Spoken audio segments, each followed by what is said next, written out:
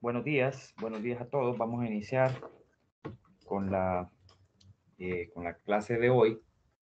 Espero que hayan podido ver las dos videoconferencias que se les dejaron este día lunes, porque hoy vamos a continuar con ese tema.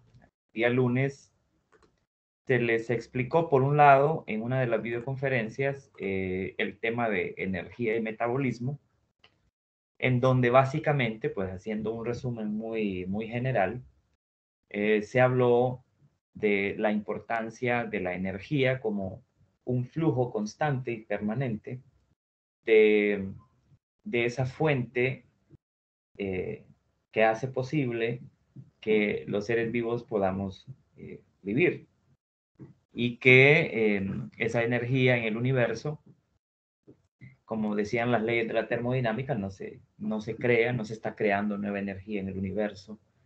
No se está destruyendo tampoco energía, la energía no se destruye, no se construye, sino que solo se modifica. Estuvimos viendo en esa videoconferencia pregrabada que se les dejó, pues básicamente una explicación de cómo eso ocurre, cómo la energía fluye desde la fuente principal para nosotros en la Tierra, que es el Sol, y cómo esa energía es administrada por la atmósfera, cómo es filtrada por la atmósfera, y aquella energía que llega a los seres vivos, pues llega también a través de digamos, un mecanismo, a través de los organismos fotoautótrofos que capturan esta energía y producen alimentos, y luego a través de una red o cadena de flujo de esa energía en lo que se conoce como red o cadena trófica, ¿verdad?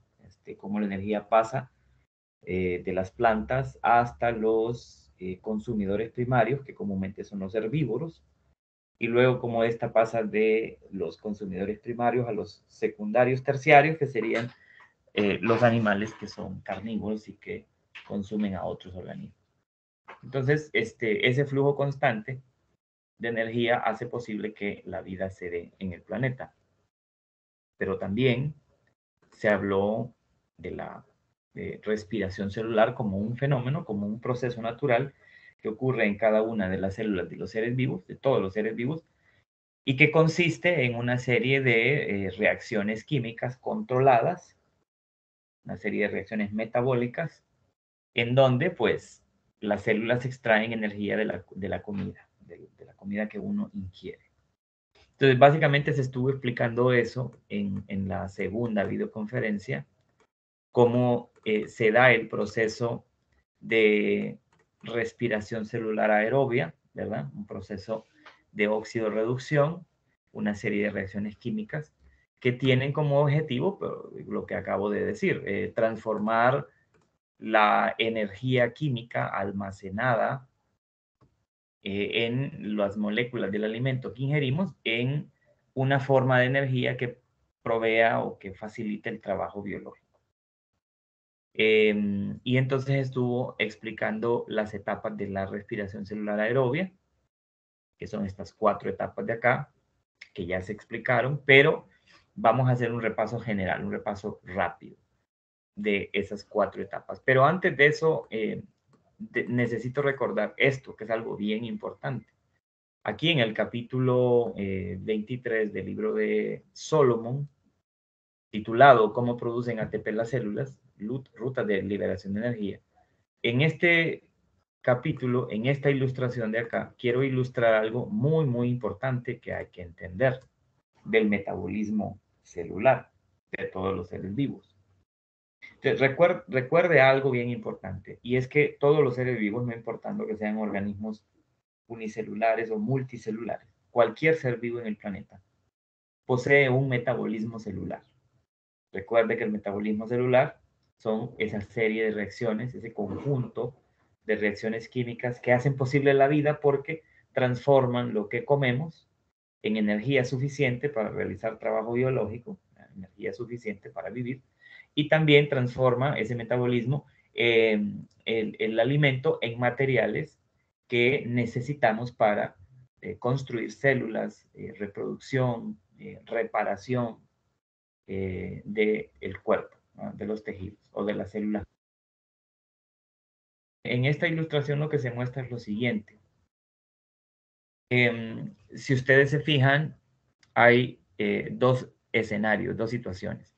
En un escenario, una roca que estaba en estado de reposo y que por lo tanto contenía energía potencial por estar en reposo, no en movimiento. Una roca que está en reposo, pero que luego es empujada por un precipicio hasta caer en el piso de ese precipicio. Obviamente ya la roca al cambiar de posición ya no exhibe o contiene la energía potencial, sino más bien energía cinética, porque esta roca se movió. No importa que haya sido artificialmente, la cosa es que se movió de posición y se cayó al fondo de un precipicio. Cuando esto ocurre, es lógico pensar que esa roca se destruye, ¿verdad? Cuando cae directamente por un precipicio hasta el piso de ese precipicio, pues obviamente esperamos, todos en nuestra mente nos imaginamos esa situación, y esperamos que al caer esa roca, lo que va a pasar con esa roca es que se va a destruir. Cuando se destruye al final del precipicio, lo que ocurre es que toda la energía que estaba almacenada en esa roca se libera en un solo paso. Entonces, esta energía liberada por la roca es este corchete que se mira aquí en rosado y que se muestra con una letra E mayúscula. Esto quiere decir el total de la energía contenida en esa roca liberada en un solo paso, porque la roca cayó directamente a un precipicio y al caer se rompió. Al romperse liberó toda su energía almacenada. Ahora bien, pensemos en un segundo escenario. El segundo escenario es este. La misma roca cayendo no por un precipicio, sino por una serie de gradas hasta el piso, ¿verdad? La misma altura, nada más que ahora la roca no está cayendo de un solo, sino que cae por etapas, cae de una grada a otra por etapas, hasta llegar luego al piso. Entonces ahora, lo interesante aquí es ver que a medida la roca, que también estaba en reposo inicialmente, conteniendo una cierta cantidad de energía potencial, y ahora ha sido movida y la roca va cayendo de una grada en grada, en cada grada que cae, la roca libera una cierta cantidad de energía. No toda, sino una parte de la energía almacenada en ella. Entonces vea que cuando llega al final, obviamente ha liberado el total de la energía contenida en su estructura.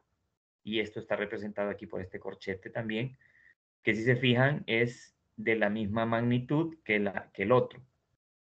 Con la diferencia que aquí el total de energía liberada no se liberó de una sola vez, sino que se liberó por etapas, por gradas, no de una sola vez. ¿Y qué pasa aquí? Podríamos incluso pensar, imaginar en nuestra mente, que cuando eso pasa probablemente la roca no se destruye completamente o no se destruye de una vez, sino que se va modificando su estructura a medida que cae por cada grado. Eso ocurre. Ahora, ¿por qué se les menciona esto? ¿Por qué utilizamos esta analogía? Bueno, porque es que así funciona el metabolismo celular. Así es precisamente como funciona el metabolismo. La roca es el alimento que usted ingiere y que por supuesto contiene en sus moléculas ese alimento energía almacenada, energía química, porque la energía del alimento está contenida en los enlaces químicos que forman esas moléculas del alimento. Entonces, cuando, eh, cuando usted ingiere el alimento, desde que llega a la boca, desde que usted lo está masticando y se mezcla con saliva, ya ese alimento está siendo catabolizado, ¿verdad? Está siendo metabolizado por la vía del catabolismo celular, que son todas aquellas reacciones químicas de transformación de moléculas grandes a moléculas pequeñas liberando energía, ¿verdad? Eso es el catabolismo celular. Entonces ese alimento,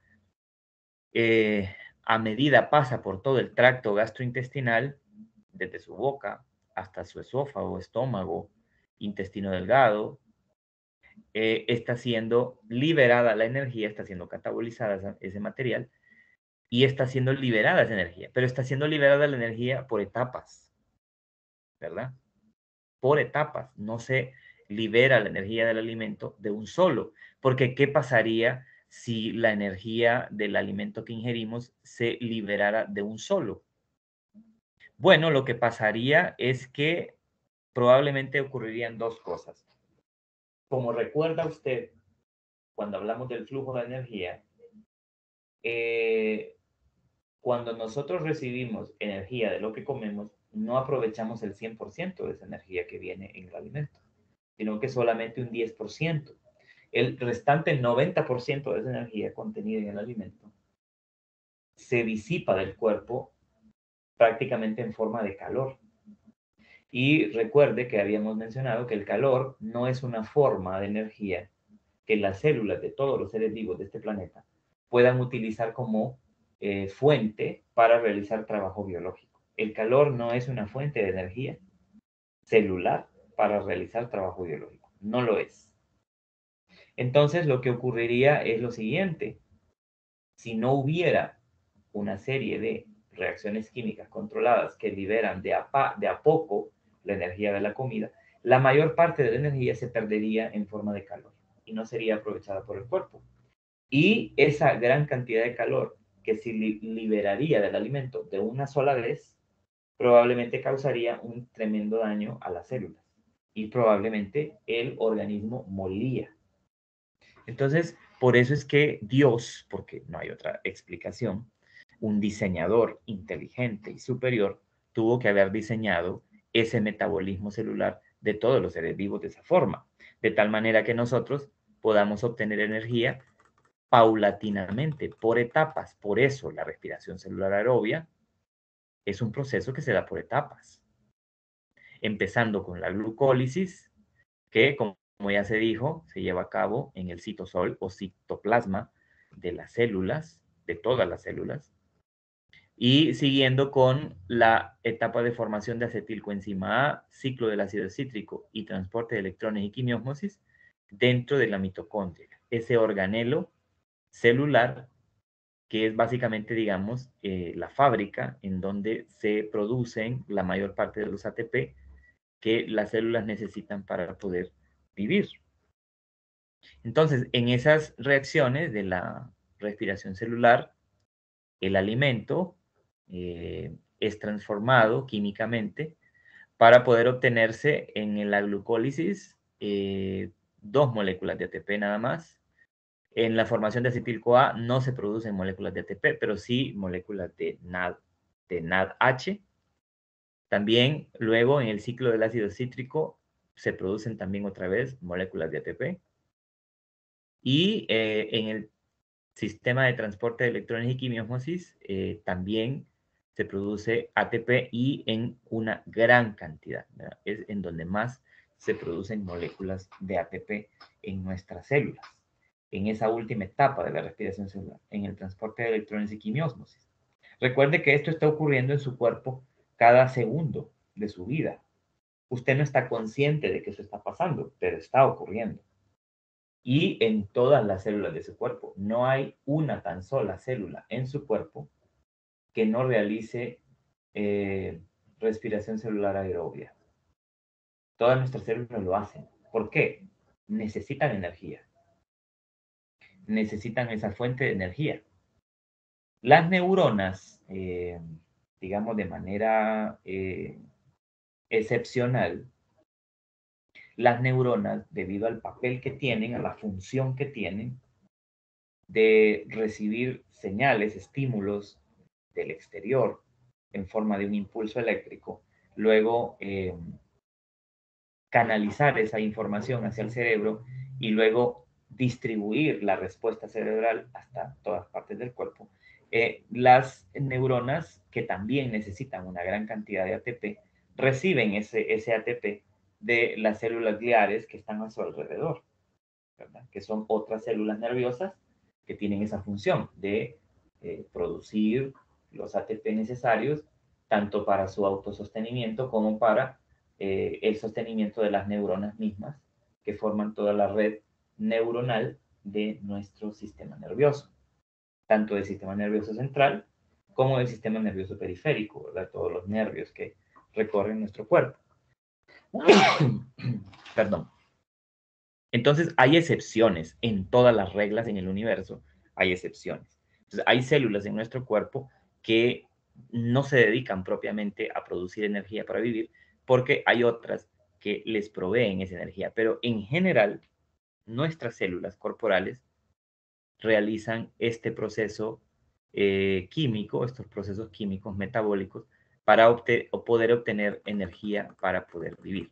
Recuerde que aquí están resumidas pues todas los materiales y las reacciones que se llevan a cabo en cada una de esas etapas de la respiración celular. Eso usted lo puede leer y lo puede contrastar con lo que ya vio en la videoconferencia pregrabada que les dejé el lunes.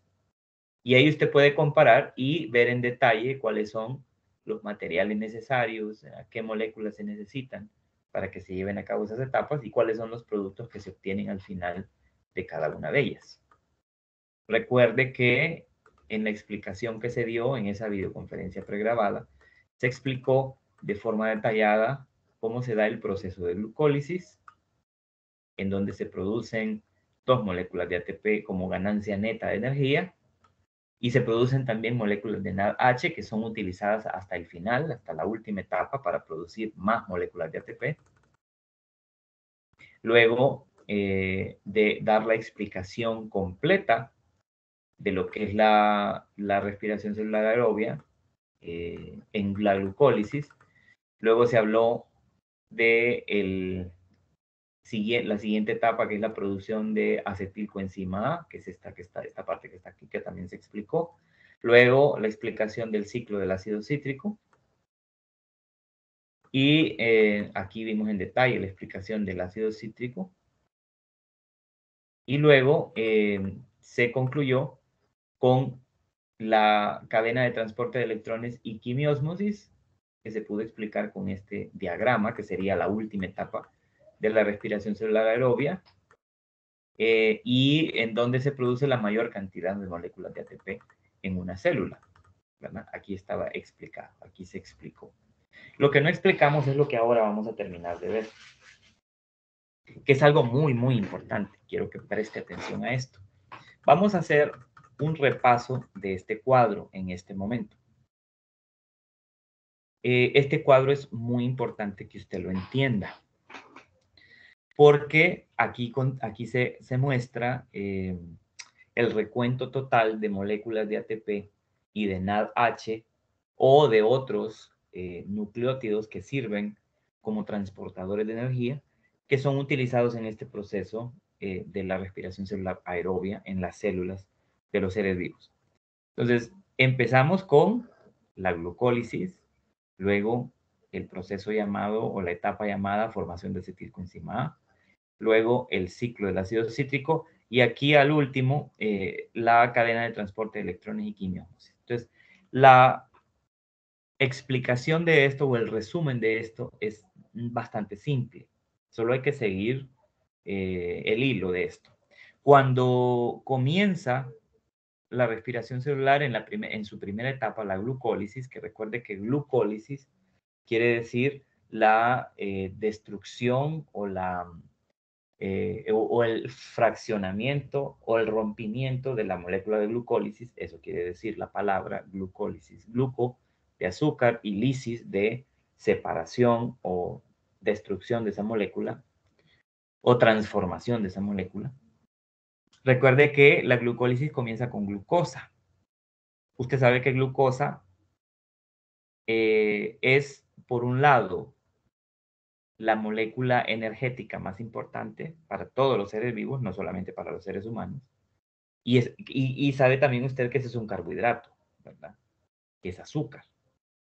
Pero entendamos que glucosa es el principal combustible energético para todas las células de todos los seres vivos, porque es la molécula que más se produce como una molécula energética en la Tierra.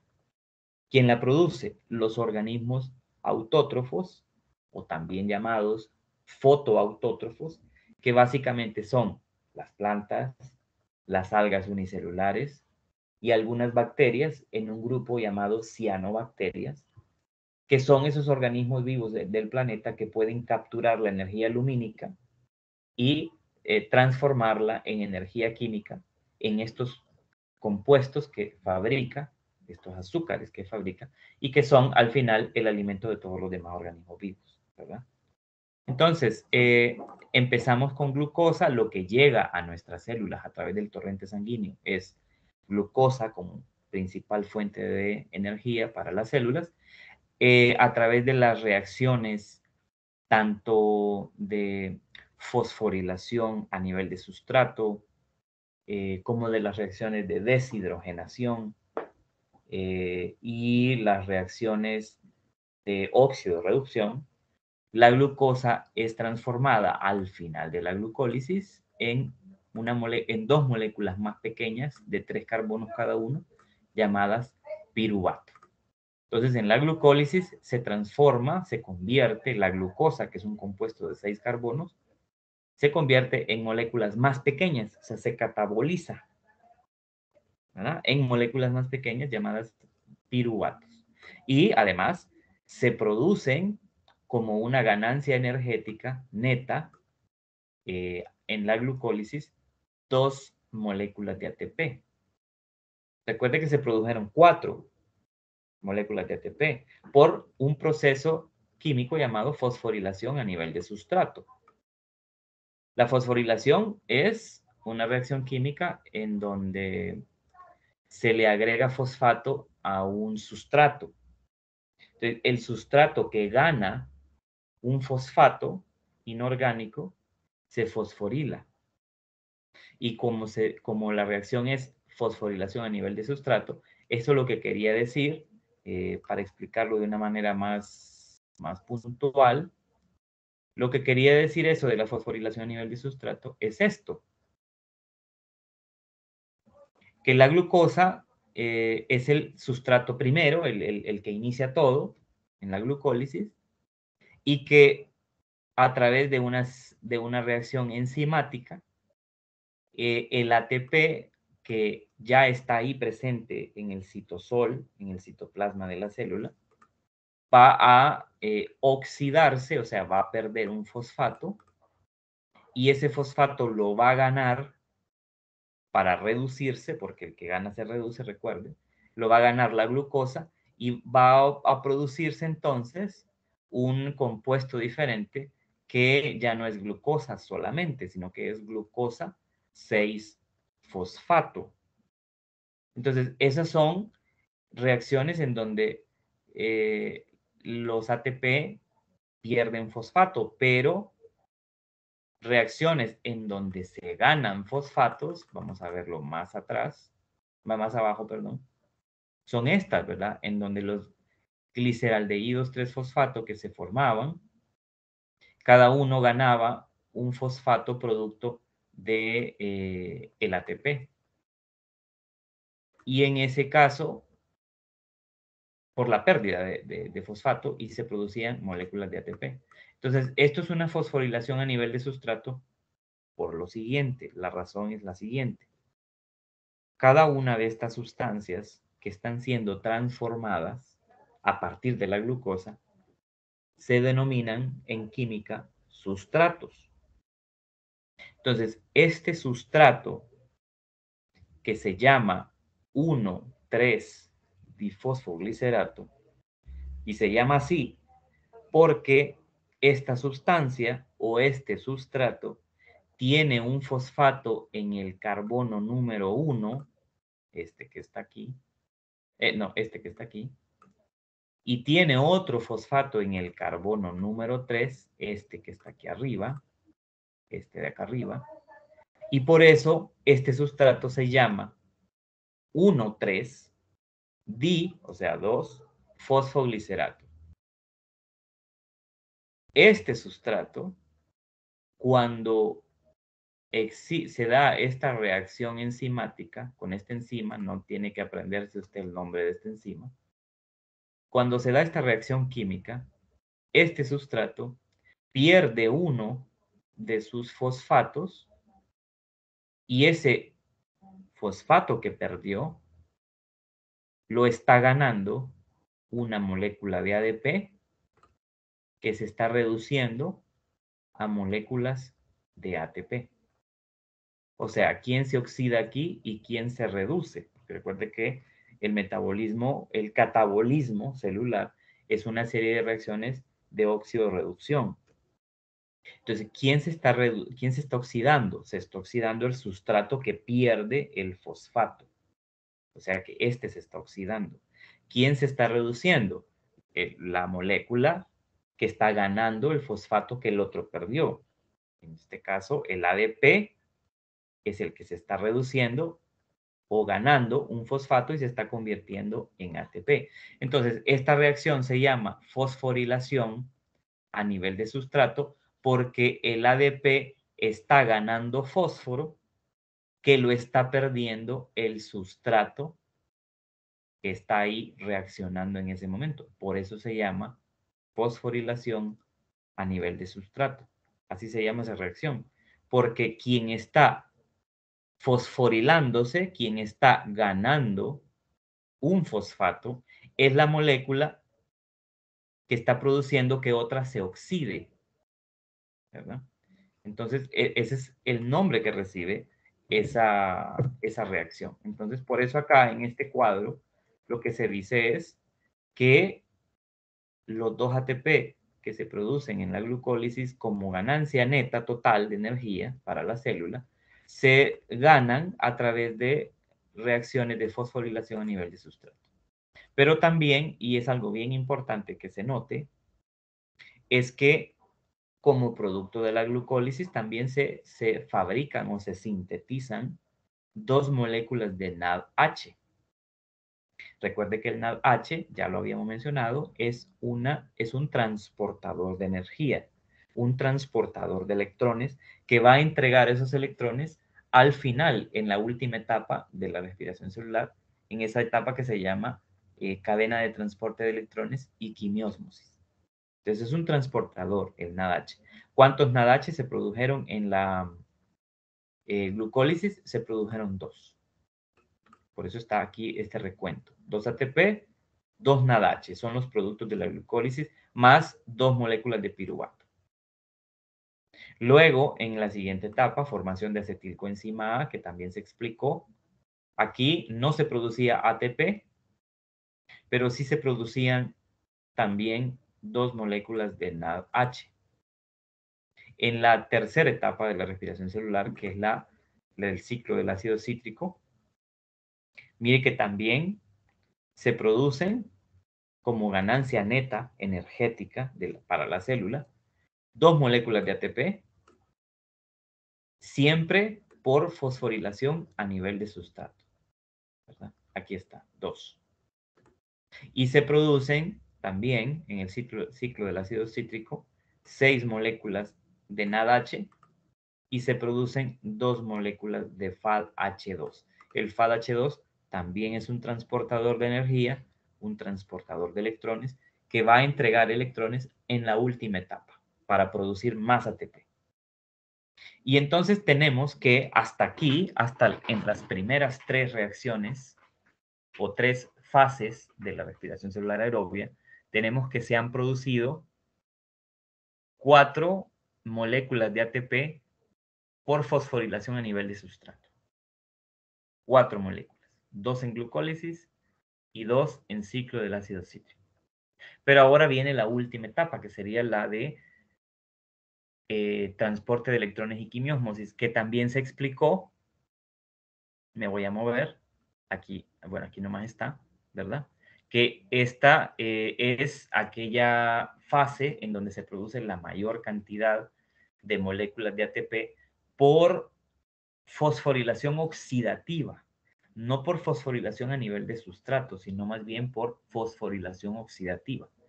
Si hablamos de fosforilación, recuerde, un sustrato pierde fósforo, y ese fósforo lo está ganando, en este caso, el ADP para producir moléculas de ATP. Entonces, ¿por qué aquí las reacciones que producen ATP son distintas? Ya no son a nivel de sustrato, sino son fosforilaciones oxidativas. Bueno, se llama fosforilaciones oxidativas porque estos ATP están produciéndose por la oxidación de todas estas proteínas que están en la cadena de transporte. Y es la razón por la que estas moléculas de ATP, en esta última etapa de la respiración celular aerobia, se están formando por fosforilación, pero oxidativa. Recuerde que para que ese ADP, ese adenosín difosfato, pueda unirse con fósforo inorgánico y producir ATP, se tiene que dar un proceso que se llama quimiósmosis, que la quimiósmosis es un bombeo de protones de hidrógeno a través de una proteína que se llama ATP sintasa, y ese bombeo de protones lo que hace posible es que haya suficiente energía para producir estas moléculas de ATP. Entonces, veamos ahora, bueno, otra cosa que hay que recordar en esta última etapa, y es que todos los NADH y todos los FADH2 que se habían producido antes, en las etapas anteriores, aquí se vienen a oxidar y a entregar los electrones a esta cadena de transporte para luego producir los ATP. Entonces, miren que los electrones que contenían esos transportadores energéticos, esos electrones los vienen a entregar aquí en esta última etapa para formar más ATP. Y eso es lo que se ve en esta gráfica. En esta gráfica lo que se observa es que ya en esta última etapa, todos los NADH y todos los FADH2 que se formaron antes van a producir ATP en esta última etapa. Entonces, en glucólisis, los dos NADH que se habían formado van a producir cada uno de ellos, cada NADH, de 2 a 3 moléculas de ATP en esta última etapa. Por eso es que aquí aparece un rango de 4 a 6 ATP por estos dos NAD que se produjeron en glucólisis. Y vea que dice fosforilación oxidativa, ¿ya? Por lo que acabamos de mencionar, ¿verdad? Que el ATP se está formando por la oxidación de un montón de moléculas.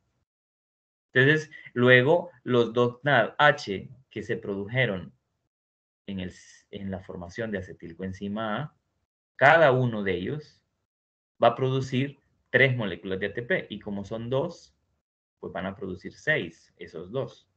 Esos son esos 6 ATP que están aquí. Luego, los 6 NADH que se produjeron en el ciclo del ácido cítrico, cada uno, son 6, cada uno va a producir 3 moléculas de ATP en la última etapa de la respiración celular por fosforilación oxidativa. Entonces, 6 por 3 son 18. Y luego, los FAD que se produjeron en ciclo de ácido cítrico también, cada uno de ellos va a producir 2 moléculas de ATP por fosforilación oxidativa en la última etapa. Entonces, 2 por 2 son 4. Eso quiere decir, y eso es lo que aparece aquí en números, que en la última etapa de la respiración celular aerobia, por cada glucosa que llega de la sangre hasta la célula, se van a producir entre 32 y 34 moléculas de ATP por fosforilación oxidativa. Que si usted se la suma a las 4 que se habían formado antes por fosforilación a nivel de sustrato, va a tener usted un total de entre 36 y 38 moléculas de ATP que se producen por una glucosa, por una molécula de glucosa. Eso quiere decir que si usted se come un banano ahorita como merienda antes del almuerzo, ese banano, las glucosas, las moléculas de glucosa que contengan ese banano, póngale que sean 100.000 moléculas de glucosa, las que hay en un banano. Esto es un número inventado, no es esa la cantidad exacta de moléculas que hay en un banano. Pero póngale que en ese banano que usted se está comiendo hay unas 100.000 moléculas de glucosa. Eso quiere decir que cada una de esas moléculas de glucosa que hay en ese banano, cada una va a producir por respiración celular aerobia entre 36 y 38 moléculas de ATP. Ese es el rendimiento energético que produciría el banano. Entonces usted tendría que, si quiere saber aproximadamente cuántas moléculas de ATP le va a rendir un banano, en este ejemplo que yo le estoy dando, tendría que multiplicar 100.000 por 36 primero y luego por 38. Y eso le va a dar un rango. Y ese sería como el total de moléculas de ATP producidas por ese banano. Y así se podría calcular por otros alimentos. No es un cálculo exacto, dependerá de algunos datos que le dan a uno los nutricionistas en relación a las calorías que contiene cada alimento. Pero ahora aquí viene una cosa bien importante también, que esto tiene que saberlo usted. Y es que la glucosa, el azúcar, los carbohidratos, rinden esta cantidad de moléculas de ATP, entre 36 y 38 por cada molécula de azúcar. Pero resulta que las proteínas y las grasas también pueden ser utilizadas como una fuente de energía, no solamente el azúcar. O sea que su cuerpo, sus células, pueden metabolizar proteínas y grasas para convertirlas también en energía. Resulta que las proteínas tienen el mismo rendimiento energético que los carbohidratos. Es decir, que una proteína, el metabolismo energético de una proteína, también le va a producir entre 36 y 38 moléculas de ATP. Pero las grasas van a producir más ATP. Una molécula de grasa, si es metabolizada, catabolizada en la respiración celular aerobia, va a rendir más bien más de 40 moléculas de ATP. Quiere decir que las grasas son energéticamente mejores, contienen mayor cantidad de energía, aunque no son la principal fuente de energía o el principal combustible que las células utilizan.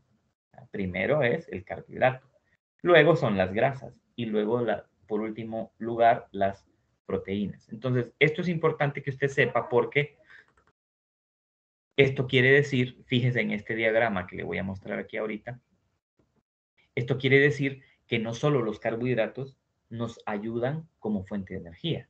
Cuando ya no hay suficientes carbohidratos en sangre, el cuerpo recurre a degradar grasas como fuente de energía y cuando no hay grasas ni azúcar, el cuerpo recurre a la degradación de proteínas para obtener la energía para vivir. Y eso es importante porque vea usted que aquí, mire que dice proteínas, dice carbohidratos y dice grasas. Y todas esas moléculas orgánicas pueden utilizarse como combustible para producir energía a través de la respiración celular aerobia y proporcionar de ATP a todas sus células para que todas sus células puedan vivir. Ahora, hay unos detalles, ¿verdad? Hay unos detalles y esos detalles son importantes. Acabamos de ver el metabolismo de carbohidratos.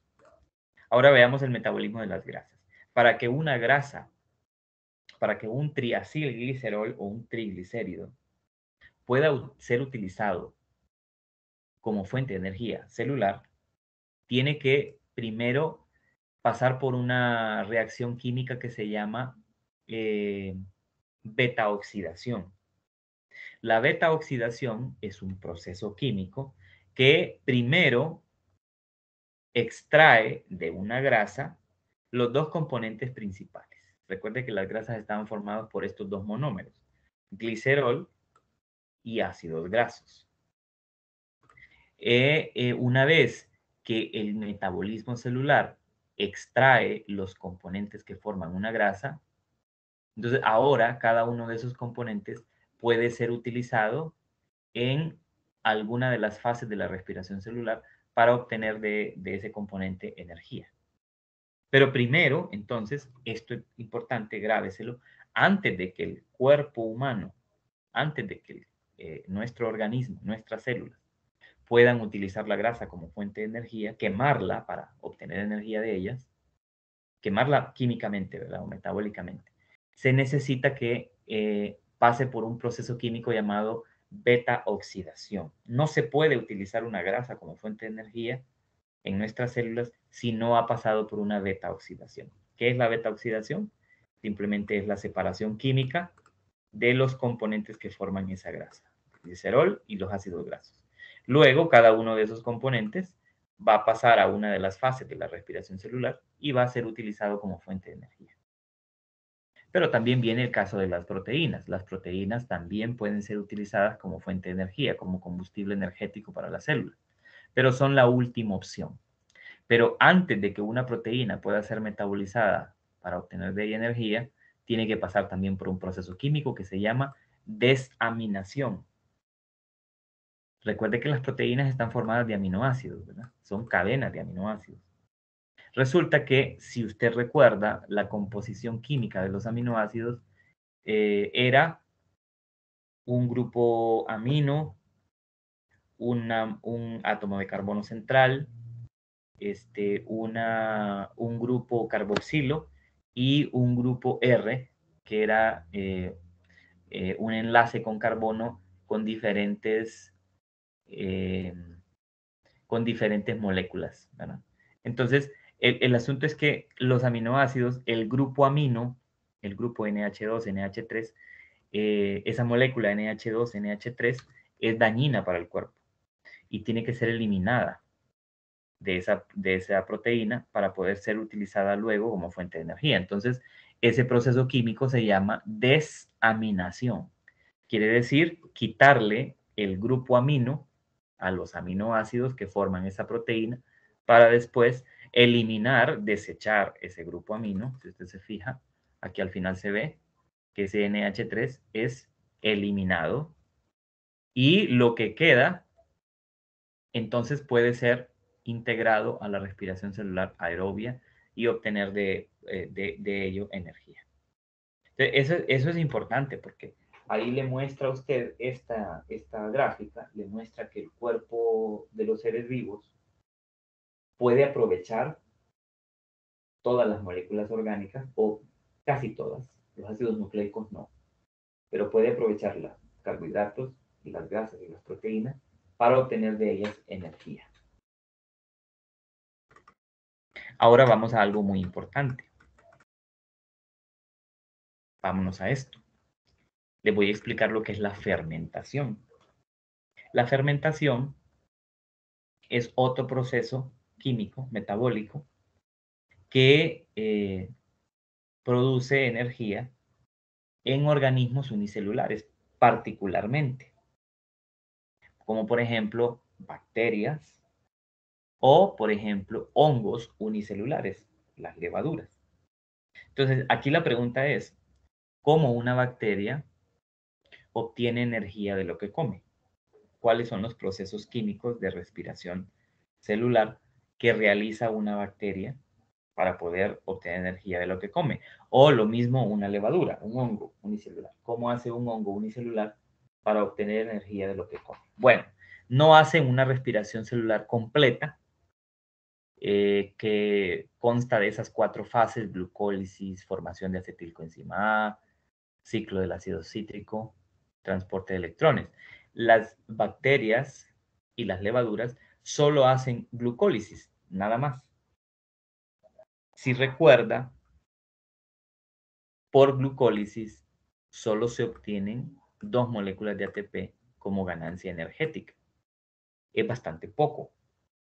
Sin embargo, recuerde que estamos hablando de organismos unicelulares, organismos que no necesitan tanta energía porque son una única célula.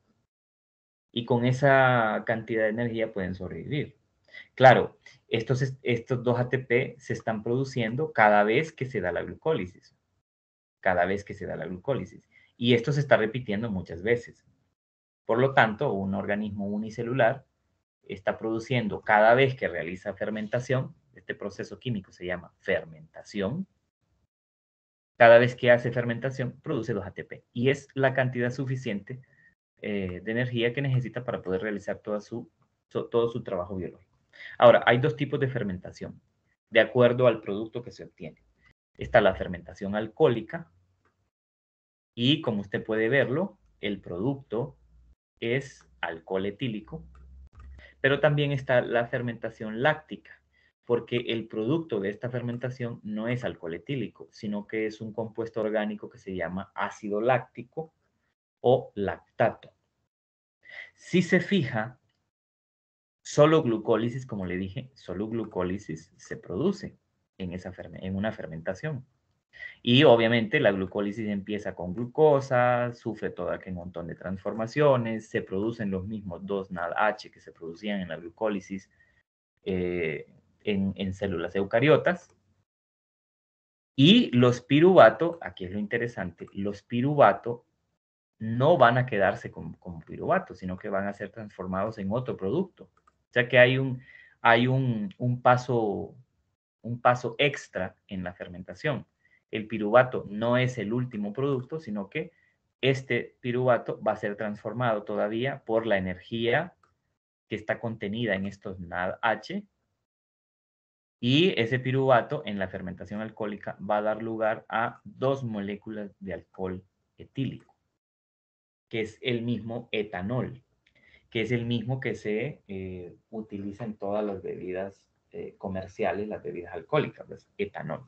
Entonces, mire que en la fabricación, en la producción de bebidas alcohólicas, lo que hacen los comerciantes es eso, utilizar, por ejemplo, levaduras, hongos unicelulares, para que cuando estos hongos se les da de comer una solución azucarada, una solución que contiene una cantidad de azúcar, cuando estos hongos están alimentando de esa glucosa y están realizando fermentación, transforman esa glucosa en piruvato y luego ese piruvato en alcohol etílico. Y ese alcohol etílico es el que estas empresas utilizan para producir esas bebidas alcohólicas que se venden desde la cerveza hasta el vino y los licores, ¿verdad? Mire que el ser humano utiliza esa fermentación alcohólica para su beneficio, ¿ya? Y casi siempre lo que utilizan son levaduras, o sea, hongos unicelulares que eh, los meten en unos recipientes especiales a esos hongos y les dan de comer azúcar, una solución azucarada. Y luego ellos, como producto de esa fermentación, obtienen energía para vivir, esas levaduras, y producen alcohol etílico que el hombre utiliza para producir esas bebidas. También esas levaduras se utilizan en la fabricación de pan, en la panadería, en repostería. Recuerde que el pan, al pan, a la masa de pan se le agrega levadura. Estamos diciendo que la levadura es un hongo unicelular que tiene que comer. ¿Y qué come? ¿Cuál es su principal comida? Azúcar. Entonces, la masa que un panadero, que un repostero hace, se le agrega levadura. ¿Qué es la masa? La masa es glucosa, porque es la harina, es básicamente un producto de plantas que básicamente es azúcar. Entonces, ¿qué es lo que está haciendo ahí? Le está dando de comer a la levadura. La levadura entonces va a empezar a digerir, va a empezar a hacer fermentación de ese azúcar, va a alimentarse, va a producir energía para vivir y reproducirse, y va a producir al final alcohol etílico y, mire también, CO2 es otro producto o un subproducto de esa fermentación, gas, un gas llamado CO2. Por eso es que la masa del pan crece cuando le agregan levadura. ¿Por qué? Porque la levadura está fermentando la masa, está produciendo alcohol etílico y está produciendo un gas que se llama CO2. Y el gas está expandiendo porque se está llenando la masa de gas, por eso crece. Ahora, cuando se mete al horno, con las altas temperaturas, el gas se evapora y por eso usted cuando come el pan no está comiendo CO2 porque ya se evaporó, porque lo metió al horno. Y ni tampoco siente sabor a alcohol, porque el alcohol, cuando usted lo pone a alta temperatura, se evapora también. Entonces lo único que está comiendo es el pan crecido, nada más. Es harina crecida y eso es lo que está comiendo. Entonces vea que también la fermentación es utilizada en panadería y repostería para producir estos alimentos. Ahora, la fermentación láctica es otro tipo de fermentación que, por ejemplo, se da en bacterias y que el producto no es alcohol etílico y CO2, sino es lactato o ácido láctico. Y es bien interesante que cuando las bacterias, por ejemplo, e incluso ciertas células eucariotas como nosotros, nuestras células del músculo, el músculo esquelético que nosotros tenemos, eh, hacen cuando no hay suficiente cantidad de oxígeno presente, realizan fermentación para obtener energía. Entonces, esto es importante. La fermentación no es un proceso aerobio, es un proceso anaerobio. Entonces, la fermentación es un ejemplo de una respiración, digamos, celular anaerobia, porque la fermentación no se da en presencia de oxígeno, no es un proceso químico que necesite oxígeno para que se pueda producir. Y entonces el ejemplo es el siguiente, así lo van a entender mejor. Resulta que nuestras células musculares, las del músculo esquelético, también hacen fermentación cuando en el músculo se acaba el oxígeno. ¿Cuándo ocurre eso? Ocurre cuando, por ejemplo, usted está haciendo un ejercicio físico extenuante. Digamos que usted no está acostumbrado y se pone a correr una maratón. Entonces, ¿qué es lo que va a pasar? Rápidamente, después de estar corriendo un cierto tiempo, se va a acabar el oxígeno de sus músculos, en sus piernas, por ejemplo. Y usted va a empezar a experimentar dolor. ¿Por qué razón? Experimenta dolor porque lo que se está acumulando en su músculo es lactato o ácido láctico. Ese ácido láctico que está produciendo en ese momento es el que hace que usted sienta dolor, que le duelen los músculos tremendamente. Entonces, ese lactato que se está produciendo ahí es el resultado de una fermentación láctica. ¿Quiénes están realizando en ese momento fermentación láctica? Sus células musculares. ¿Por qué razón? Porque no hay oxígeno suficiente. Y como las células necesitan oxígeno para realizar respiración celular aerobia, cuando no hay, no van a quedarse de brazos cruzados las células, sino que tienen que seguir produciendo energía, aunque sea poquita. Entonces cambian de respiración celular aerobia a una respiración celular anaerobia, cambian a una fermentación que solo puede durar unos minutos porque nuestras células musculares necesitan grandes cantidades de ATP, pero por fermentación láctica solo se pueden producir 2 moléculas de ATP, no se producen las 36 o las 38 que normalmente se producen cuando hay oxígeno en ese músculo. Entonces esto quiere decir que nuestras células musculares también pueden hacer fermentación láctica, pero solamente por pocos minutos, porque de lo contrario el músculo podría morir, ¿verdad? Y usted tendría graves problemas. Entonces, este es un ejemplo de una fermentación que también ocurre en nuestro cuerpo, no solamente en organismos unicelulares, también se da en nuestro cuerpo. Entonces, antes de terminar, quiero mencionarles por qué la glucólisis es tan importante y por qué en estos organismos unicelulares o en nuestras células musculares se realiza ese proceso, aunque sea para producir una pequeña cantidad de energía. Entonces, hay, digamos, 3 razones de por qué la glucólisis es vital. O sea, ¿por qué en fermentación se hace glucólisis y no formación de acetil-CoA o ciclo de ácido cítrico, etcétera? Sino que glucólisis. ¿Por qué es tan importante la glucólisis en estos procesos energéticos? Bueno, en primer lugar, es que a diferencia del metabolismo oxidativo o de la fosforilación oxidativa que se produce en la etapa que se llama cadena de transporte de electrones, a diferencia de eso, la glucólisis puede continuar a falta de oxígeno. O sea que la glucólisis se da en ausencia de oxígeno. Se puede dar. Recuerde que al principio decíamos que el glucólisis es un proceso que se puede dar tanto anaerobiamente como anaeróbicamente. Eso es en primer lugar. porque la glucólisis se puede dar tanto en presencia como en ausencia de oxígeno. Y además de eso, en segundo lugar, la glucólisis puede producir ATP a una velocidad muy rápida para satisfacer una demanda inmediata de energía. O sea que la glucólisis se da rápido. Una célula bacteriana, una levadura o una célula del músculo esquelético puede realizar glucólisis de manera rápida y estar produciendo 2 moléculas de ATP de manera muy rápida y satisfacer en ese momento las necesidades energéticas del tejido que lo necesita.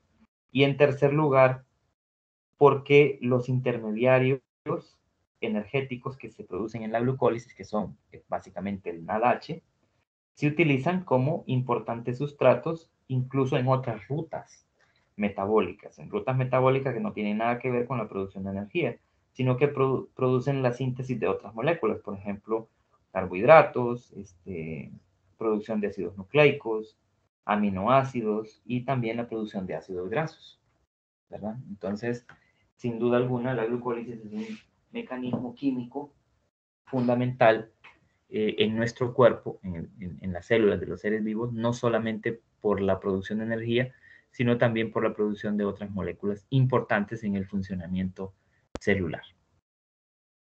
Bueno, con esto complementamos lo que no se había visto en la videoconferencia pregrabada sobre la respiración celular. Con esto, digamos, terminamos la explicación de lo que es respiración celular. No quiere decir que usted no vaya a volver a leerlo o no lo sigue estudiando, porque si es un proceso nuevo que usted no lo conocía, tiene que leerlo, tiene que volverlo a estudiar y aprender el proceso, ¿verdad? No es que usted se va a memorizar necesariamente todas las enzimas, por ejemplo, que tienen que ver con este proceso, no, pero sí tiene que conocer las etapas, ¿verdad? Tiene que conocer las etapas, tiene que saber cuáles son los sustratos que se dan en esas etapas y las reacciones químicas que ocurren y las cantidades también de ATP que se forman o de NADH o de FADH2 que se forman. Eso usted tiene que saberlo. Entonces, tiene que repasar esto para que luego entonces pasemos a la explicación de la fotosíntesis, ¿no? Que también es el siguiente proceso que está conectado con la respiración celular. No vamos a explicar el día de hoy por qué, pero sí está conectado, tiene una relación importante. Bien, entonces ya son las 12 del mediodía, terminamos por ahora, a menos que alguien tenga una pregunta que puedan contestar si necesita ahorita la respuesta. Entonces, para eso dejo el micrófono abierto si alguien quiere hacer una pregunta. Con gusto la contestamos. Si esto es un proceso que usted no conocía y que recientemente viene conociendo, después de estas 2 videoconferencias que han hablado sobre respiración celular, vuelva a verlas y comience a leer en el libro, ¿verdad? Si es Solomon, capítulo 23, ¿ya? Capítulo 23, y si es Audesirc, creo que está en el capítulo 9. Vamos a ver, aquí lo estoy proyectando en este momento. Respiración celular, capítulo 8.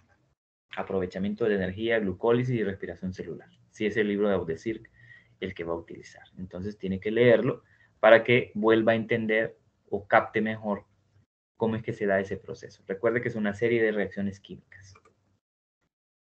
Bien, si no hay preguntas, entonces estaré pendiente de cualquier duda que me hagan por los medios ya establecidos y no me resta más que, bueno, decirles que nos veremos hasta el día lunes, pero que tienen que continuar con el estudio de este proceso y con el de fotosíntesis, que es el que viene después, ¿verdad? Bueno, entonces dejamos ahí la videoconferencia, terminamos y nos veríamos hasta el día lunes. Pendientes de cualquier aviso, ¿verdad? Ok, Listo, buen provecho.